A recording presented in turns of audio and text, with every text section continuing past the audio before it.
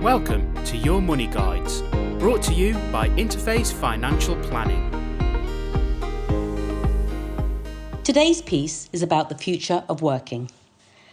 Alan knows that he's talked about virtual meetings and remote working before, but as it seems it's here to stay, he thought he'd delve deeper.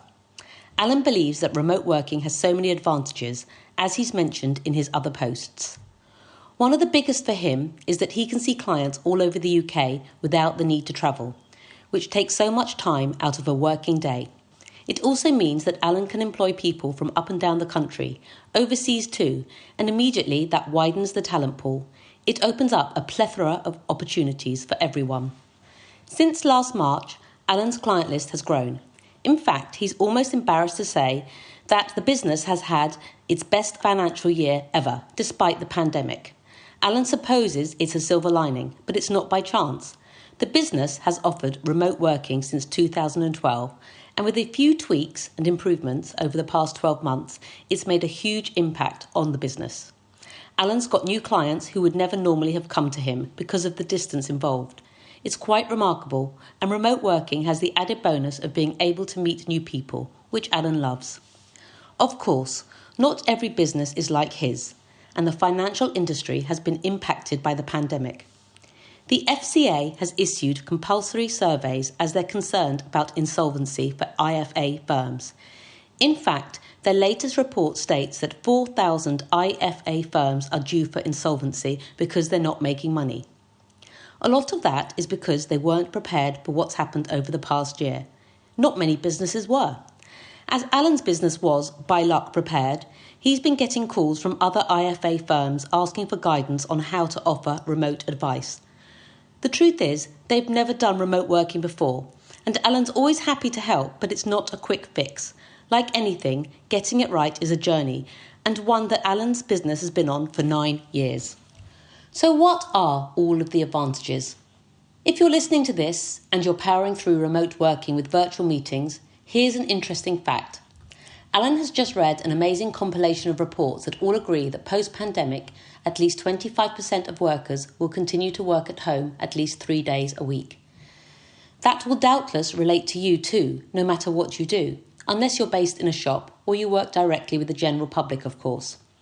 If you're reticent and you're secretly praying that working life goes back to how it was before, let Alan remind you of the advantages and gently say that if you're longing to go back to your office and meet clients, you're possibly part of a dying breed.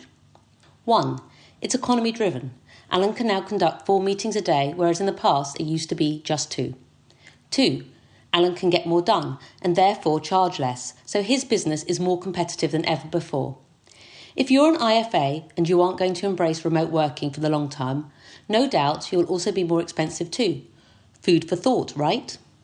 3. Alan can contact colleagues almost wherever he wants to and bounce around ideas.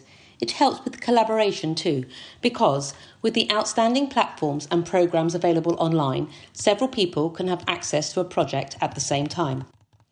4. It's flexible. The 9 to 5 has long gone. People work when they want to, fit their schedule around their families and other commitments, which means there's better work-life balance. And finally, life isn't as formal as it used to be. How many times have you seen a remote meeting with children wandering in, or a cat wandering across a desk? It's more human. You get a little insight into people's home lives. Going paperless. If you're still shaking your head thinking you won't embrace remote working in the future, here's an example of why you need to rethink. Post. What do you mean, no doubt you're asking? Alan's talking about letters.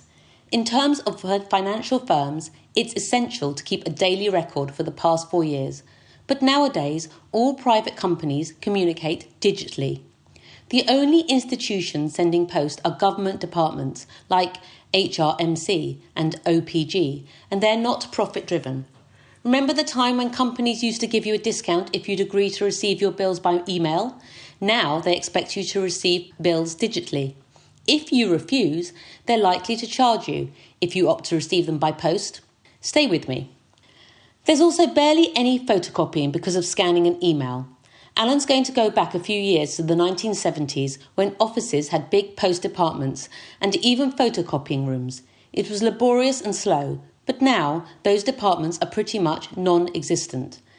There are quicker ways of doing things, and the point is, as soon as someone discovers a quicker way of doing things, everyone has to do it, or they won't survive. Remote working is one of those quicker ways of doing things. What about money? Did you know that actual cash only accounted for 20% of transactions over the past 12 months? Digital transactions are quicker and more convenient using contactless or Apple Pay. Some retail outlets no longer accept cash at all, and people don't like to handle it because of the pandemic. Cash is expected to decline to less than 10% of transactions over the next 5 to 10 years. New habits are forming. Alan's done his sums. The declining number of clients and customers not online makes them unprofitable to service. Alan's business hasn't accepted any new clients who aren't online for well over 5 years. They can no longer economically afford to help them. A client got in touch recently and said she didn't like being online. Alan asked her how much she was prepared to pay to find someone who could deal with her offline. It's no longer viable for Alan to keep clients who don't want to be online. There will always be disadvantages. While video conferencing is here to stay, it's going to have repercussions for many. Lots of hospitality jobs have gone during the pandemic, and they're not coming back. With less need for business travel, there's less need for overnight business stays and business meals out in restaurants. As an example, Alan's been a member of the Nucleus PDG for over 3 years, and they all travel to Edinburgh, stop overnight, have a meal at an Edinburgh restaurant, and then meet for a 4-hour meeting. The whole process takes about 36 hours. Since March 2020, they've been meeting virtually, and they've decided that they will meet by video conferencing even after the pandemic. Even if they were to meet for 2 meetings instead of 4, that is still a 50% reduction in hotel and restaurant bookings, and that is being repeated amongst all businesses throughout the UK and beyond. Of course, retail's taken a massive hit. Alan hasn't been inside a shop since last March, and he has got so used to doing everything online. While he might not be typical, he never intends to go inside a shop again. Yes, shopping is still a pastime, and people meet and spend the day in town shopping with friends. With online shopping, you miss out on feeling things and the enjoyment of the shopping experience. But Alan does wonder how the high street will be post-pandemic, because the online offering is so diverse and there's something fun about receiving a parcel.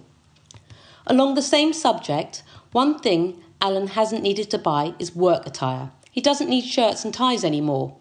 We're all enjoying the comfort of leisure wear, another nod to informal working environments.